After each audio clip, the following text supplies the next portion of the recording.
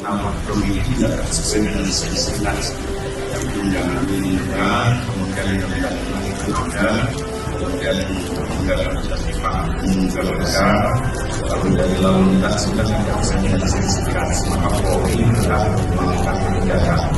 Oleh karena itu, saya harapkan saat sekarang tahapan pemilu yang lagi pada saat kampanye terbuka, mohon jangan pernyataan sudah dan deklarasi masuk juga ditetapkan jangan kenapa dong. Oleh karena itu saya meminta kepada masyarakat kita Jawa Tengah untuk tidak coba-coba menentukan dalam melakukan ini semua itu apa untuk memberikan jaminan ketertiban kita pada saat proses kegiatan kampanye.